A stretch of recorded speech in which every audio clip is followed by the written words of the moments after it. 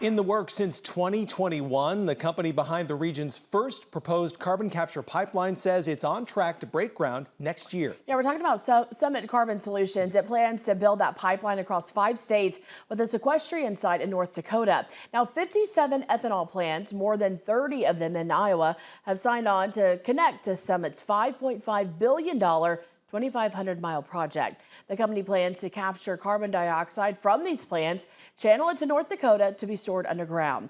Summit says this project will help reduce the country's carbon footprint. A recent expansion of the pipeline brought major biofuels producer Poet on board. During the next several weeks, Summit representatives will hold public meetings in 23 Iowa counties where those Poet plants are located, and all in an effort to speak with landowners who are part of the pipeline expansion path. While roughly 65% of landowners have already signed voluntary easement projects wide, there are some who say they will never sign, meaning the company may have to use eminent domain or take the land needed without approval of the landowner to get the pipeline in the ground. Would Summit use eminent domain if necessary to get those final parcels of land? Ultimately, our goal is to acquire 100% of the right-of-way through a voluntary discussion with landowners. What we do find is that, Katie, once the permits come in, the right-of-way acquisition begins to grow because people wanted to see that we're real through the permit process. And once you get those permits, many people will come to the table and negotiate with us on what we're trying to do. And so ultimately, we just continue to work on a voluntary basis, and we'll do that right up to the point where we're putting shovels in the ground.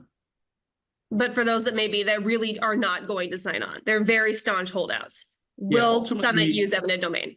Yeah, ultimately, to finish the project, if it's a very small percentage of landowners, yeah, the administrative process will have to probably happen because we just, frankly, there will be no choice. But if 95% of the landowners that are on our route are agreed to the project, then the other 5% would, we'll have to work on that administratively, yes. Much of the land where this pipeline will be buried is across northwest Iowa farmland. KTIV's Katie Koppel talked with one O'Brien County farmer to learn more about why he believes this project is the future of Iowa's ethanol industry. Wind turbines dot the landscape here in O'Brien County. Farmers not opposed to embracing new technology and new innovation, which is why many of them have already signed on to Summit's carbon capture pipeline. I always tell people we're not our grandfather's ethanol anymore. We've improved our efficiency so much.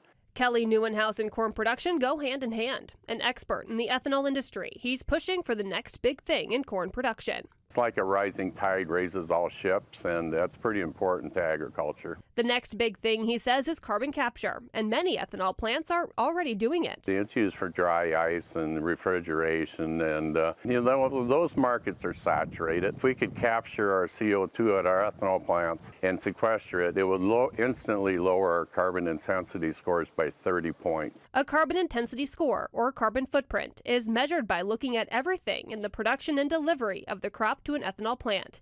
The lower the score, the better. Ethanol plants that move to carbon capture, Neuenhouse says, are moving in the right direction. There's a good opportunity for several ethanol plants through CCS and other farming practices and other technologies that we have to lower carbon intensity scores to get to net zero by 2030, I think. So, we got to take advantage of these opportunities and build domestic demand for what we produce here, and if we can get that done, our corn prices will increase, and that will increase the economy of rural America.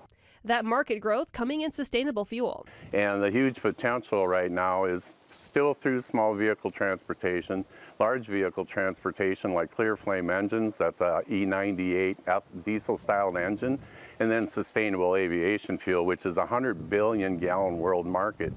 To be a leader in that market, Neuenhouse says, is for the U.S. to tap into carbon sequestration, which is why he was one of the first to sign on when Summit Carbon Solutions approached him to route its carbon capture pipeline through his farmland. I see the biggest benefit to this pipeline is for the next generation. I'm 65 years of age and don't plan on farming forever. But I see, we keep asking ourselves, how do we get young people back into agriculture? Well, the first thing we need is profitability. And we want that profit through markets like biofuels instead of subsidies from farm programs. So to get the next generation excited and entrenched into agriculture, I think this is a great opportunity. And to be part of that, to make sure the future is bright, is key to me as a farmer. A farmer looking ahead to the future of rural America. The thing I like the most about it, it's actually benefiting rural America and agriculture and the biofuels industry.